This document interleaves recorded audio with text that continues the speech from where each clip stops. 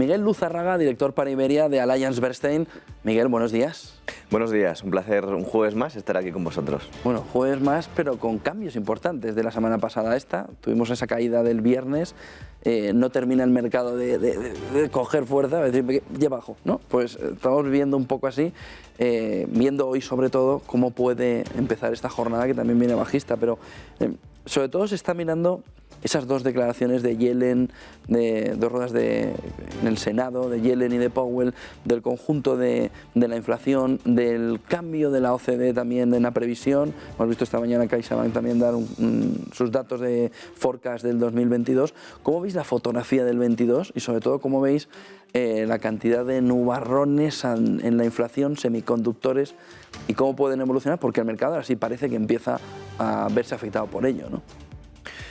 Bueno, yo creo que no tenemos encima de la mesa ninguna situación diferente a la que teníamos hace una semana. Lo que pasa que, bueno, sí que es cierto que el mercado suele anticipar pues todo este tipo de problemas y, bueno, pues no lo quiero decir que sobre reacciona, pero sí que es cierto que los anticipa, ¿no? Entonces, de tal manera que yo creo que tenemos todos los problemas que has enumerado. La semana pasada y la anterior veníamos hablando de temas de la inflación, ahora tenemos los sustos de esta variable Omicron, de cómo puede afectar con cierres de fronteras. Volvemos un poco dos pasos atrás de cómo estábamos. Entonces, claro, es muy normal que se sobrereaccione en determinados sectores, en determinadas compañías que habían subido mucho con esperanza con las previsiones de subir muy alegremente durante todo el año, para volver un poco a sentar las bases. Yo creo que no lo quiero llamar sustito, pero esta corrección del mercado siempre viene bien, porque viene bien para sentar las bases, depurar y probablemente coger fuerza. O sea que yo creo que nosotros auguramos un 2022 interesante, pero positivo. Nombrabas esta nueva variante, el coronavirus además ha marcado una tendencia de unir mucho la parte de salud a los temas económicos. ¿Qué nos ha cambiado en la pandemia con ese cambio de mentalidad? Bueno, yo creo que ha cambiado mucho, ¿no? Yo creo que ha puesto en perspectiva muchas cosas desde un punto de vista económico, financiero, pero yo creo que pone en relieve una serie de crisis que hemos vivido a lo largo de todos estos 2 años, ¿no? Para empezar, una crisis sanitaria descomunal en donde nos ha afectado muy de cerca a muchas familias, pero también ha derivado en una crisis económica muy significativa, que claramente ha afectado pues, a los consumidores, a cómo han consumido, a las industrias, a los proveedores, comentabas hace un segundo los semiconductores, pero también ha afectado desde un punto de vista social, a cómo se comporta la sociedad en esta situación y evidentemente, y no por último menos importante, la crisis climática que estamos viviendo, que todavía se sigue hablando, que hace un mes hablábamos de la COP26, pero que hablaremos el año que viene de 1001 otras cosas adicionales, al igual que lo que queda de año, que también son cosas interesantes. Por lo tanto, yo creo que todo esto unido a la situación de mercado te hace, desde un punto de vista económico, poner en perspectiva que hemos vivido 4 crisis en una, todo interrelacionado. Hemos llegado a esta crisis multifacética. Yo creo que la crisis multifacética se basa sobre todo en todos estos factores que hemos comentado, ¿no? Desde un punto de vista económico, desde un punto de vista de desempleo. Te voy a poner una serie de datos. Yo creo que a mí me encanta siempre traerte datos interesantes a este programa, porque yo creo que hay que poner las cosas en perspectiva. Pues para que te hagas una idea, de los países de la OCDE llegaron a tener un desempleo cercano a ese 10% en su conjunto. De las horas laborales no trabajadas durante la pandemia equivalen a 100 millones de personas sin trabajo. El 90% de los niños no pudieron ir a tener una educación durante un periodo de tiempo importante.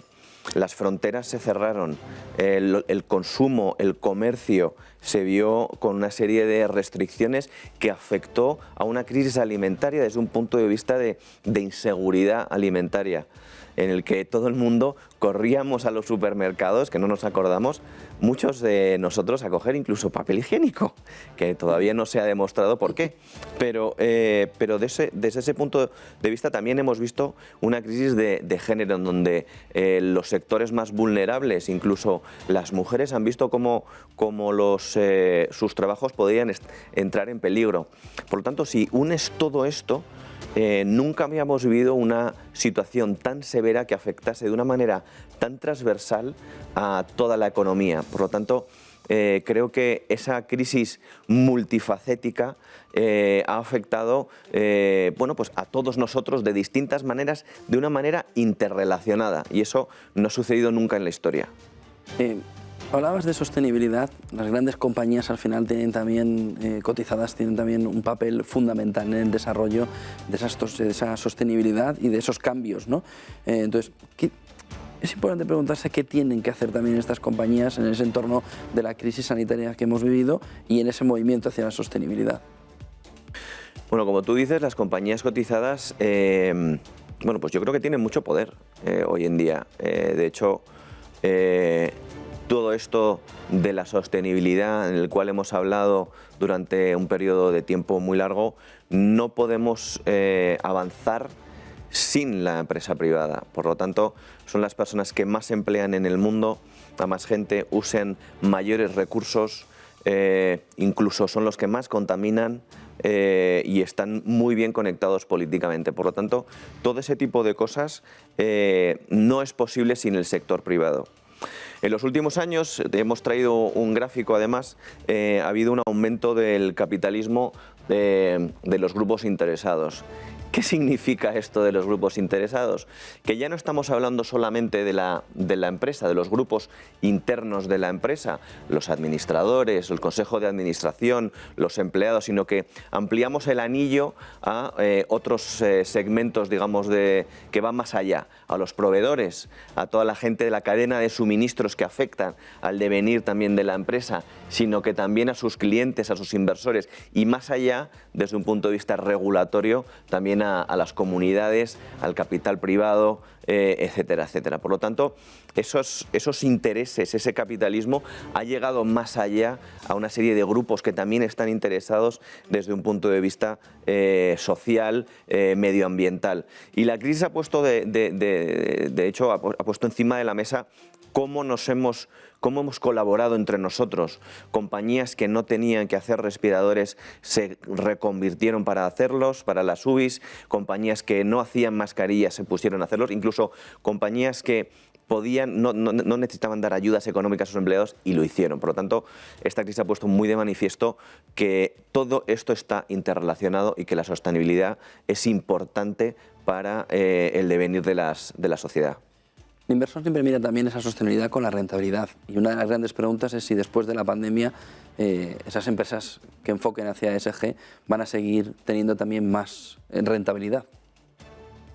Bueno, yo creo que desde un punto de vista de las empresas en general, sí que vamos a tener un foco en ese tipo de pureza a la hora de poder valorar las compañías. Y esto es un estudio que hemos hecho desde AllianceBernstein para poder ver el impacto que tiene a la hora de seleccionar las compañías con esos filtros, con esos factores ESG que tanto abogamos y sin filtros, básicamente, ¿no? Los índices de referencia.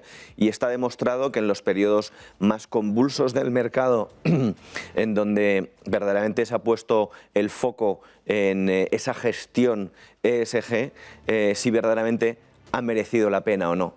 Y aquí podéis ver en este gráfico cómo sí ha merecido la pena, tanto en el MSCI mundial, en el ACWI, que le lo llaman, como en el SP500. Verdaderamente, en periodos complicados, las compañías que han sido líderes en ESG, que han liderado desde un punto de vista del medio ambiente, social y de gobernanza, pues han dado el do de pecho y han caído menos que el mercado, que es cuando verdaderamente nos vamos a preocupar los inversores. Por lo tanto, yo creo que sí que esos factores ESG se tienen que tener en cuenta, se deberían de considerar de aquí en adelante y en todos los procesos de inversión, como hacemos nosotros, porque verdaderamente nos pueden ayudar a no caer tanto.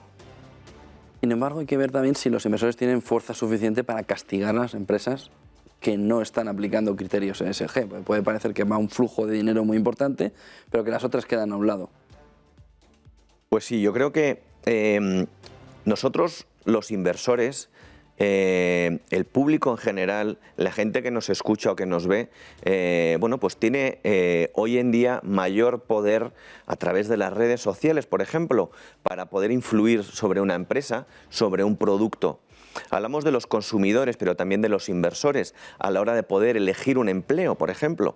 Acuérdate de lo que hablábamos la semana pasada del Great Resignation de Estados Unidos, que hay gente que prefiere quedarse en casa a estar trabajando porque valora mucho más su vida social con sus hijos, a lo mejor, o en el campo. Por lo tanto, ese tipo de cosas se tienen hoy en cuenta más que antes. Pero os hemos traído un gráfico muy interesante en donde podemos ver pues, que esas 4 crisis que hemos hablado pueden afectar también a la hora de conseguir cambios a través de el boicot a una serie de cosas. Y pues, por ejemplo, compañías que puedan tener un maltrato a los trabajadores o un bullying a los trabajadores. Esto es una encuesta que hemos hecho en un periodo determinado a determinado número de personas, que son más de 1.500 personas en edades comprendidas entre 18 y 64 años, en el cual hemos preguntado, oye, ¿vosotros estaríais dispuestos a no invertir en compañías que maltratan a sus empleados? Pues un 41% de ellos han dicho que